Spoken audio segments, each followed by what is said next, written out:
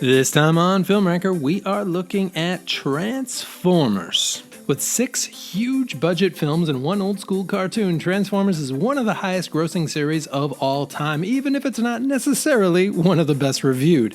Look, we all know what we're getting into here. Michael Bay's movies are big, dumb, and explodey, but occasionally you just want to watch robots get smashed together. So take a breath, lower your expectations, and let's count them down from worst to best. Number 7. Revenge of the Fallen. Even though Michael Bay films have never been known for their scripts, we didn't know how good we had it until it was gone. The second of the modern Transformers movies was hugely impacted by the writer's strike, heading into production with only the bare bones of a script that Michael Bay fleshed out with a bunch of jokes. What we got in the end is 2.5 hours of disconnected and increasingly tedious action scenes.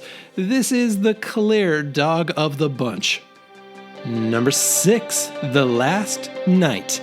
As the Transformers films went on, they started to build on the idea that the Transformers had helped shape Earth's history, with increasingly absurd results. But Last Night really goes all in, connecting the Transformers with Arthurian legend. To its credit, this one has some very pretty scenes. Everything at Stonehenge is exceptionally beautiful. It also has Anthony Hopkins having some of the most fun that he's had on screen in decades. On the downside, the central romance is the least believable in a series of not very believable romances. There are too many new humans to keep track of, and Hot Rod is French.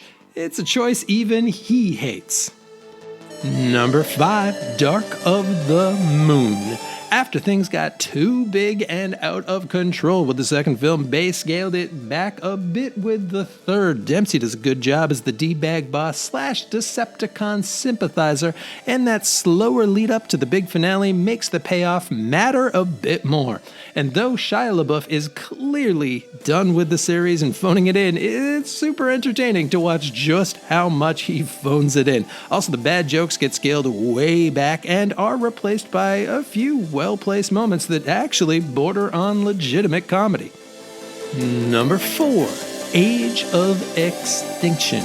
The 4th Transformers movie is the reset that the series desperately needed. We move from Shia and his model girlfriends to Mark Wahlberg and his model daughter. Oh, and Wahlberg is an inventor, a fact that he repeats once every 3 minutes and never becomes believable, even to him. The biggest pluses in this movie are Irish actor Jack Rayner, aka the older brother in Sing Street, and the Dinobots, who we wanted for ages. It also helps that the core Transformers team has been cut down to a handful who are given a little bit of personality. It still goes at least an hour too long, but it mostly stays entertaining. Number 3. Transformers.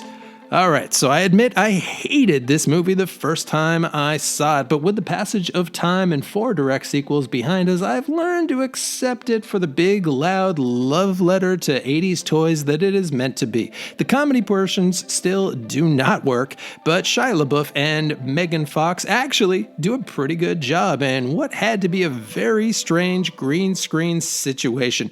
And as much as many question the Bumblebee radio dial voice choice at the time, that choice pays off in the long run. In retrospect, the original film turned out to be the tightest and most focused of the bunch, and it's got those first moments that do feel a little bit like childhood coming to life. Number 2, Bumblebee. 2018 spin-off was a major change of pace for the series with a new director, new writer, and new cast. Bumblebee jumps back to the late 80s and owes a lot of its style and substance to the films of that era. This feels more like E.T. or The Goonies than any of the Bay films that came before it. Haley Steinfeld is terrific as the lead, and she plays surprisingly well with Cena's Agent Burns. While Bay's series captured the gotta have 'em all consumerism and huge cast of the 80s cartoons, Bumblebee captures the heart that made us love Transformers in the first place. Number 1. Transformers the movie. Let's be honest, it was never even close. The 1986 original is still the best by a wide margin. Not only is this the best Transformers movie, it may be the best movie based on any cartoon, period. It kicks off with the crazy balls out move of killing a bunch of Autobots, including the main character of the series, and then just keeps ramping things up from there. In a time when cartoon battles never had real repercussions and companies wanted to build casts and sell toys, Transformers the movie was mind-blowing. Adding to that is an all-star voice cast that includes Leonard Nimoy, Robert Stack, Casey Kasem, Judd Nelson, Eric Idle, and the final roles of both Scatman Crothers and Orson Welles. It's a bar that the series hasn't even come close to crossing. And that's it.